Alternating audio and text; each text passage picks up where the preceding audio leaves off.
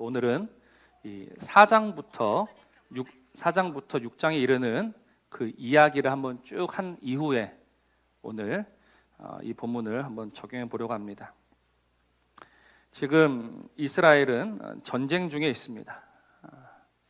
제가 이 사무엘 상의 배경은 사사 시대라고 여러 번 말씀을 드렸죠.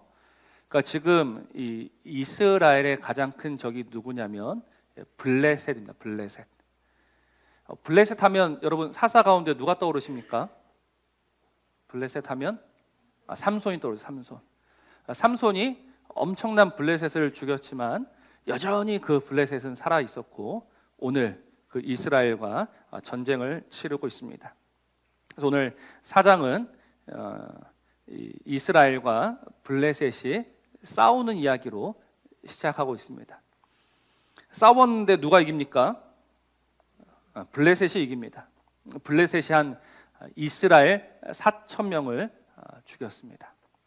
그건 이스라엘이 긴장하죠. 왜 졌을까? 그러다가 내린 결론이 뭐냐면 이 하나님의 법궤를 전쟁터에 가져가면 이길 수 있겠다라는 아주 요상한 결론을 내립니다. 그래서 그 당시 제사장이고 사사였던 엘리에게 가서 우리가 그 법궤를 가져가겠습니다라고 이야기하니까 엘리는 그 법궤를 순순히 내줍니다. 자신의 두 아들 홈니와 비느하스의 손에 들려가지고 그래가지고 이스라엘이 그 이제 법궤를 가지고 다시 싸우자.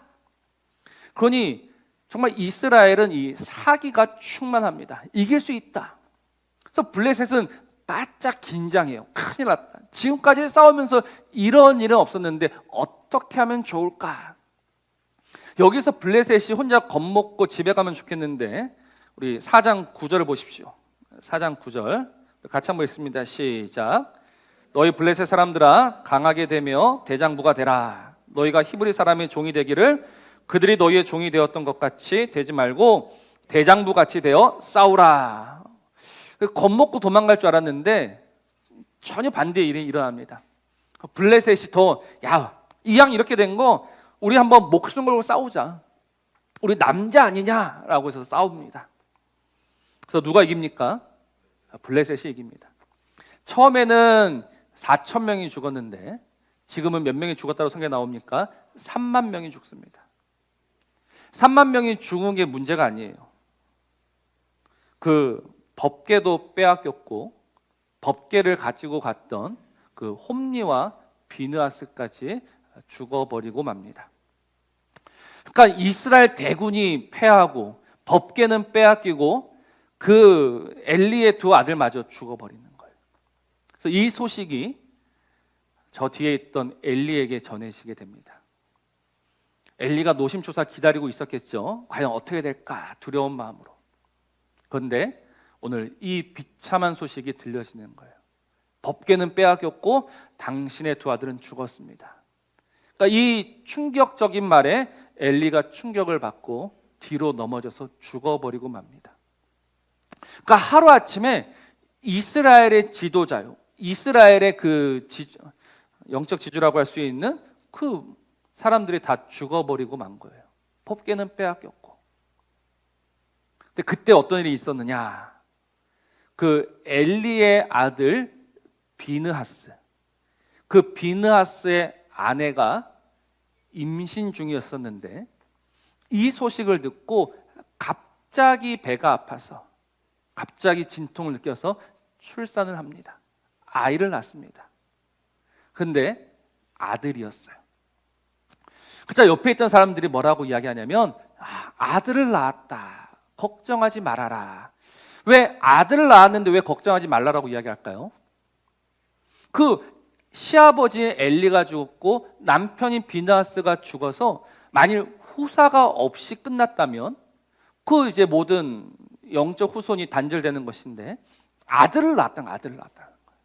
또 심지어 이 아들은요 첫째가 아니에요. 이미 아히둡이라는 아들이 한 명 더 있었어요. 그러니 지금 이 시아버지가 죽고 남편이 죽었지만 아들이 몇 명이나 있습니까? 둘이나 있는 거예요. 그러니 두려워하지 말라라고 이야기를 해요. 그런데 이 비느하스의 아내가 좀 특이합니다.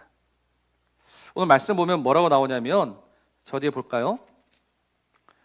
우리 20절입니다. 4장 20절 같이 한번 읽습니다. 시작. 죽어갈 때 곁에 서 있던 여인들이 그에게 이르되 두려워하지 말라 네가 아들을 낳았다 하되 그가 대답하지도 아니하며 관념하지도 아니하였다. 대답도 안 하고 관념하지도 않았다. 이 관념하지 않았다라는 말은요, 조금 이 노골적으로 번역하면요, 정신줄을 놓았다라는 의미입니다. 대답도 안 하고 그냥 손을 놓아버리는 거예요. 아들을 낳았는데, 아들이 있는데, 지금 그 아들을 낳은 엄마라고는 도저히 생각할 수 없는. 근데 이 비느하스의 아내가 이렇게 대답도 안 하고 정신줄을 놓은 이유가 21절에 나옵니다. 21절도 같이 한번 읽습니다. 시작. 이르기를 영광이 이스라엘에서 떠났다 하고 아이 이름을 이가봇이라 하였으니 하나님의 괴가 빼앗겼고 그의 시아버지와 남편이 죽었기 때문이다라는 거예요. 여기서 제가 지난번 말씀드렸던 이가봇이라는 단어 나옵니다. 이가봇. 여러분들이 이 단어를 꼭 기억하셔야 돼요. 이가봇의 뜻이 뭡니까? 영광이 떠났다라는 거예요. 자, 한번 보십시오. 지금 하루아침에 하나님의 괴를 빼앗겼어요. 시아버지도 죽었고 남편도 죽었어요. 그러니 당연히 하나님의 영광이 떠났다라고 말할 수 있는 상황은 맞아요. 분명히 그런 비참한 상황인 건 맞아요. 그래서 영광이 떠났다라고 오늘 이야기하고 있습니다. 그러나 오늘 이 말이 얼마나 어리석은 말이고 얼마나 악한 말인지 오늘 사무엘상 5장과 6장이 이야기하고 있는 거예요. 그러니까 사무엘상 5장과 6장의 이야기는 어떤 이야기냐면 4장에서 이제 이가봇이다, 하나님의 영광이 떠났다, 끝났다라고 이야기하고 있는 이스라엘에게 아니다라고 말하는 이야기가 사무엘상 5장과 6장이 되는 거예요. 그래서 이 사무엘상 4장부터 6장까지를 아울러서 봐야 되는 겁니다. 그럼 5장과 6장에 나오는 이야기는 어떤 이야기인가? 바로 빼앗긴 법궤 이야기입니다. 블레셋이 그 하나님의 법궤, 하나님이 임재하시는 그 법궤를 가져갔습니다. 그래서 어디에 두었냐면 자기들이 섬기는 그 다곤이라는 신이 있었는데 그 신전 안에다가 넣어둡니다. 그래서 다음날 가서 보니까 그 다곤 신이 엎어져 있는 거예요. 머리가 땅에 닿아 있는 거예요. 간밤에 바람이 불었나 싶어가지고 그냥 다시 세워놨습니다. 근데 그 다음날 또 가보니 어떻게 됩니까? 또 넘어져 있는데 몸뚱이만 남아있는 거예요. 몸뚱이만. 그 다곤 신상에 목도 잘리고 팔도 잘리고 몸뚱이만 남아있는 거예요. 그럼 그때부터 그 지역, 아스돗이라는 지역인데 거기에 하나님의 엄한 손이 임하기를 시작합니다. 하나님이 그 지역을 때리십니다. 그러자 무엇인가 잘못되었다는 것을 느낀 이 블레셋 사람들은 이 아스돗이라는 곳에서 그 옆에 가드라는 지역을 보냅니다. 야, 우리는 이게 감당이 안 된다. 너희가 가져가라. 근데 이 가드도 어떻게 됩니까? 하나님의 엄중한 손이 더해집니다. 그러니까 가드도 감당이 안 되는 거예요. 그래서 그 옆에 있는 또 다른 에그론이라는 곳에 보냅니다. 뭐 그 에그론이라고 별 수 있을까요? 거기도 망해가고 있습니다. 그러니까 이 하나님의 법궤를 가져간 이후부터 블레셋은 완전히 초상집이 되어버린 거예요. 그리고 사무엘상 6장 1절 이렇게 시작하죠. 여호와의 궤가 블레셋 사람들의 지방에 있은 지 7달이라 7개월이 지난 겁니다. 7개월 동안 버티고 버텼는데 더 이상은 우리가 안 되겠다. 그래서 어떻게 합니까? 제사장도 불러 모으고 이 복수를 자는 점쟁입니다. 불러 모아서 야, 어떻게 해야 되냐? 그래서 결론은 뭐다? 법궤를 돌려보내야 한다라는 거예요. 돌려보내야 한다. 근데 돌려보내는 건 좋은데 이 사람들이 참 끝까지 비열해요. 그냥 보내지 않습니다. 어떻게 보냅니까? 끝까지 하나님을 시험하면서 보내요. 한 번도 멍에를 메어보지 않은 젖나는 소 2마리를 끌어옵니다. 이 멍에를 메어본 적이 없고 수레를 끌어본 적이 없는 소는요, 본능적으로 할 수가 없어요. 근데 심지어 옆에 뭐도 있다? 송아지도 있습니다. 옆에서 밥 달라고 울고 있는 그 새끼가 있어요. 근데 그 소 2마리를 억지로 가져와서 거기에 수레를 메워서 그 수레 위에 하나의 법궤에 딱 올려두는 거예요. 그리고 이 소가 어디로 가는지를 보자. 만약 이 소가 엉뚱한 곳으로 가면 그동안 우리에게 있었던 이 일들은 하나님의 일이 아니고, 이 소가 똑바로 올라간다면 이건 하나님이 하신 일이 맞아라는 거예요. 그러니까 이 소가 똑바로 올라갈 수 없는 모든 조건을 만들어 두고는 이 하나님을 시험하고 있는 거예요. 근데 어떻게 됩니까? 보란 듯이 이 소는 곧장 올라갑니다. 우리 6장 12절 같이 한번 읽어볼까요? 시작. 암소가 벳세메스 길로 바로 행하여 대로로 가며 갈 때에 울고 좌우로 치우치지 아니하였고 블레셋 방백들은 벳세메스 경계선까지 따라가니라. 아멘. 이제 좀 이해가 되시죠? 이 암소가 좌우로 치우치지 아니하고 곧장 올라가는 거예요. 혹시나 싶어서, 설마 싶어서 그 벳세메스 경계까지 따라갔지만 결국 벳세메스로 올라가더라라는 겁니다. 여러분, 오늘 이 이야기가 우리에게 주는 교훈이 무엇입니까? 우리는 자연스레 아까 4장에서 보았던 이가봇이라는 이 말로 돌아갈 수밖에 없습니다. 여러분, 이가봇이란 그 말의 뜻이 뭐라고요? 영광이 떠났다라는 거예요. 정확히 이야기하면 이 갑옷 이 2글자가 영광이란 말입니다. 근데 그 앞에 이거는 히브리어로 부정하는 말이에요. 그러니까 no glory라는 거예요. 영광이 아니다, 영광이 떠났다라는 거예요. 이제는 끝났다라는 거예요. 그래서 이건 단순히 영광이 떠났다라는 이야기가 아니고 더 이상 하나님이 우리를 돌보지 않으신다, 더 이상 하나님이 우리와 함께하지 않으신다, 이제 하나님은 나의 하나님이 아니다라고 말하는 것과 똑같은 이야기입니다. No glory, 이가봇이라는 말이. 근데 하나님이 이 5장과 6장을 통해서 무엇을 보여주셨냐면 너희들의 말이 틀렸다라는 거예요. 너희들은 이가봇이라고 말하고 있지만 아니다라고 오늘 힘주어 말씀하고 계시는 거예요. 그러니 이런 말이죠. 이스라엘은 하나님이 우리를 버렸다라고 이야기하는데 하나님은 나는 너를 버리지 않았다라고 이야기하시는 거예요. 이스라엘은 하나님이 우리를 떠났다라고 이야기하고 있는데 하나님은 나는 너를 떠나지 않았다라고 이야기하시는 거죠. 이스라엘은 하나님은 더 이상 우리의 하나님이 아니야라고 이야기하고 있는데 하나님 오늘 이 일들, 이 사건을 통해서 아니야, 나는 여전히 너의 하나님이야 라고 오늘 이야기하고 계신단 말입니다. 안타까운 것은 하나님이 이스라엘의 하나님 되심을 블레셋도 알고 블레셋도 배워요. 오늘 16절 마지막 보니까 블레셋 5방백이 이것을 보고 그날의 에그론으로 돌아갔다. 이 말은 무엇이냐면 하나님은 여전히 이스라엘의 하나님이시구나, 그는 살아계신 하나님이 맞구나라고 인정하며 돌아가요. 블레셋도 아는 그 하나님. 근데 누가 모른다? 이스라엘은 모르는 거예요.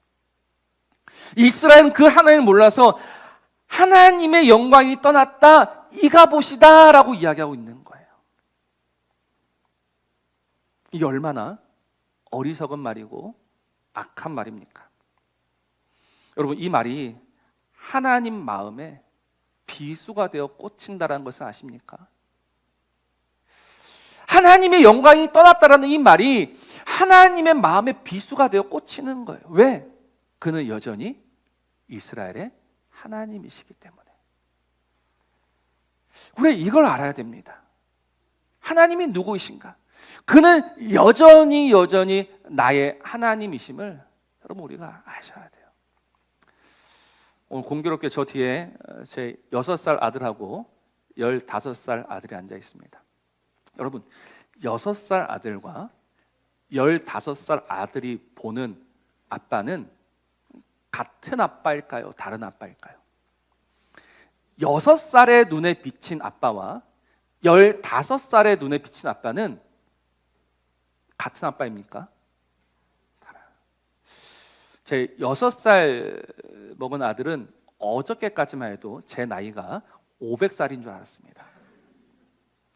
무슨 이야기하다가 제가 옛날에 한 500살이 아빠는 500살 이야기했어요. 계속 물어요. 아빠 몇 살이야? 아빠 500살이지? 어제까지. 근데 어제 어떤 일이 있어서 제가 드디어 진실을 알려줬어요. 충격을 받더라고요. 아빠가 진짜 500살인 줄 알았다는 거예요.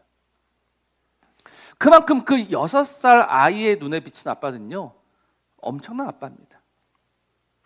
그러나 15살의 눈에 비친 아빠는 어떤 아빠일까요?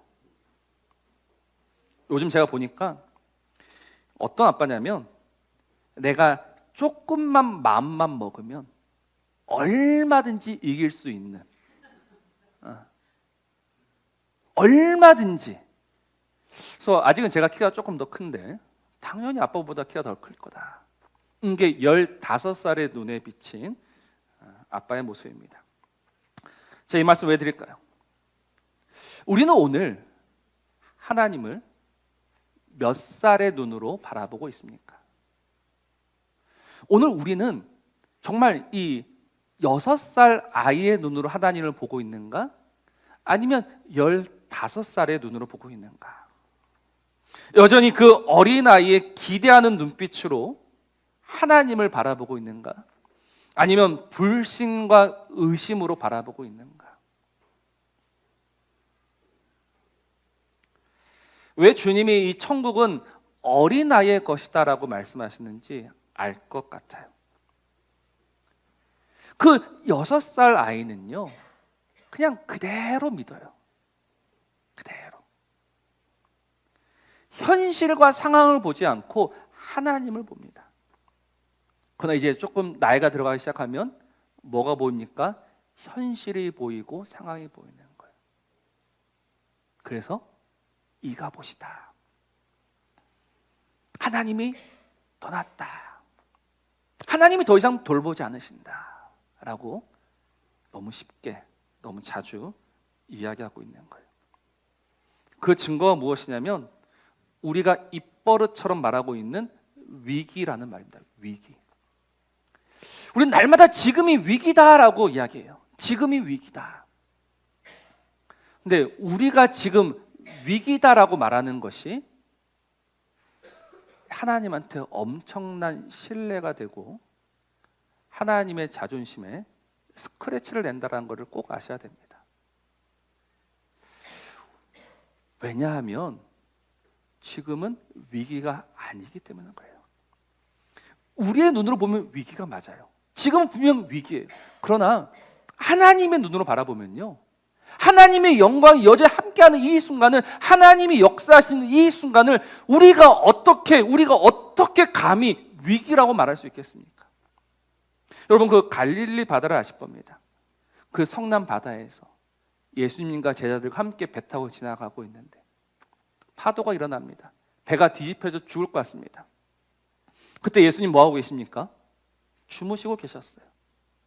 제자들이 그 주님을 흔들어 깨웁니다. 주님, 우리가 죽게 되었습니다. 지금은 위기입니다. 근데 주님이 왜 주무셨을까요? 주님이 피곤하셔서 그 흔들리는 배에서 주무셨을까요? 주님에게는 전혀 위기가 아니었던 거예요.